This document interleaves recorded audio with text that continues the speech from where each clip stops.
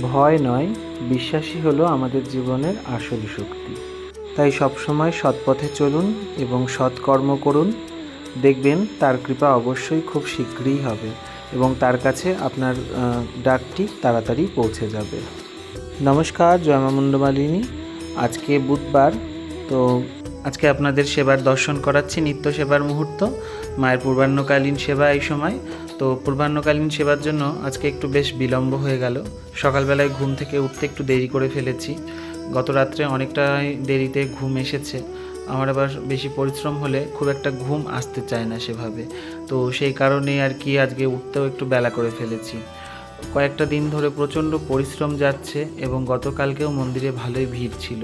তো সেই জন্য এখন হয়েছে কি, শরীরে অতটা পরিশ্রম আর নিতেও পারে না, আর পরিশ্রম হওয়ার পরে তারপরের দিনটা একটুখানি ঝিমিয়ে পড়ে।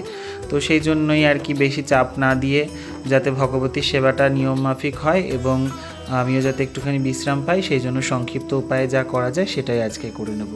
তো গতকালকে আমাদের ওই রেজিনগর থেকে এক ভক্তমা আসেন, ওনাদের গাছে কিছু এই নাক চাপা ওনারা বলেন।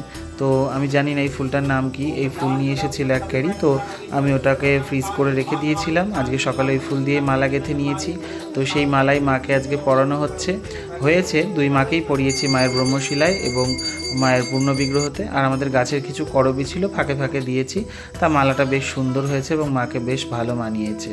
তো আজকে যা ফুল ছিল হালকাভাবেই মায়ের শৃঙ্গার করেছি এবং একটু বৃষ্টি বাদলের জন্য ফুলটা কয়েকদিন ধরে বেশিও ফুটছে। মালা করলে একটা ভালো মালাই হতো, কিন্তু সেটার করার সময় হয়ে ওঠেনি। আর সমস্ত জোগাড় আদি করে নিয়ে এবার আমি মায়ের পুজোয় বসে গেছি। অন্য দিন 8:30 থেকে 9টার মধ্যে মায়ের পুজো হয়ে যায়, তবে আজকে একটুখানি ওই 9:30 মতন বেজে গেছিলো। তো এবার পুজো শেষে মায়ের নৈবেদ্যটা আমি নামিয়ে দিলাম, ওরা এবার ঘরে তুলে নেবে। আজকে আপেল, পেয়ারা এবং মৌসম্বি, লেবু, আম এই সমস্ত দিয়ে এবং মিষ্টি সহযোগে মায়ের নৈবেদ্যটা আর কি করে দেওয়া হয়েছে। আমাদের নিত্য নৈমিত্তিক একটা থালাতেই মায়ের নৈবেদ্য করা হয়, আলাদা আলাদা করে সকলের জন্য করা হয় না। ওই মায়ের থালাতেই আর কি সকলে গ্রহণ করেন। আমার গুরুদেবের এইটাই নির্দেশ বা আদেশ ছিল যে একটাই সংসার এবং এক সংসারে সকলে এক থাকবে, এইটাই আর কি ওনার নির্দেশ। তো ওনার নির্দেশ অনুযায়ী এইভাবেই আমি নিবেদন করি। আলাদা করে আর 1000টা থালাও প্রস্তুত করি না, আর 1000 ভাগে নৈবেদ্যও করি না, এক জায়গাতে নিবেদন করি, সকলে ওইভাবেই গ্রহণ করেন। মনের ভক্তিটাই সব থেকে বড়, এটাই মনের বিশ্বাসে তাদের উদ্দেশ্যে আর কি নিবেদন করি। তো আজকে এবার পুজো সম্পন্ন করার পর চলে এসেছিলাম ভোগের ঘরে এসে আজকে বেশি কিছু করব না, কেননা শরীরটা ভালো চলছে না। সে কারণে ডাল ঝোল রসা আজকে কিছুই মায়ের হবে না। ঠাকমা দেখতাম ছোটোবেলায় তিলের বড়া করতো, পাটায় তিল বেটে তার মধ্যে 2টো আতপ চাল ভিজিয়ে রেখে সেটাকে বাটতো, একটু কাঁচা লঙ্কা দিয়ে ওইটাকেই বড়া করতো। তো আমি আর পাটায় বাটতে পারি না, তো সে কারণে আমি মিক্সারেই মিক্স করে নিয়েছি। তো অতটা ভালো হয় না, পাটায় বাটলে খুব সুন্দর মিহি হয় এবং একটা বেশ দরদরা ভাব থাকে, তাতে করে বেশ ভালো হয়। তো আমি মিক্সিতে যা হয়েছে সেইভাবে করেই আর কি করে নিয়ে বড়াটা ভেজে নিলাম। এই এদিক ওদিক করতে গিয়ে দেখুন একটুখানি পোড়া ধরে গেছে। আমি অতটা ভালো রান্নাবান্নায় পটু না, ওই ধরা পোড়া অনেক কিছুই হয়ে যায়, মা ওভাবেই গ্রহণ করে। তো এদিকে তিলের বড়াগুলো আমি ভেজে নিলাম, তারপরে ঘরে 2টো পাঁপড় ছিল, সেই পাঁপড়ও ভেজে নিচ্ছি।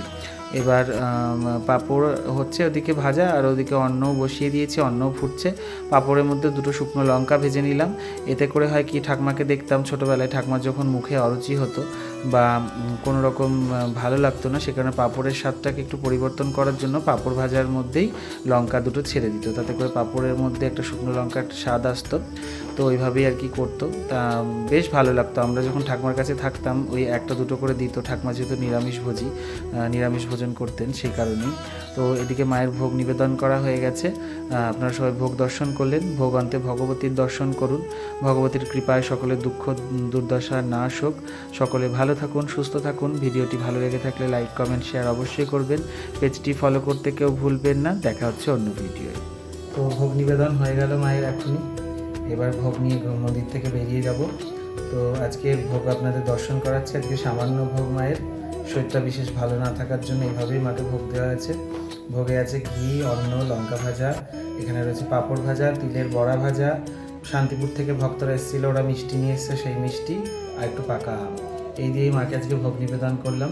শরীরটা বিশেষ ভালো নেই, তার জন্যেই এইটুকুই দিতে পারলাম মাকে আজকে। তো আজকের মতন ভিডিও এখানেই শেষ করছি। সকলে ভালো থাকুন। জয় মা।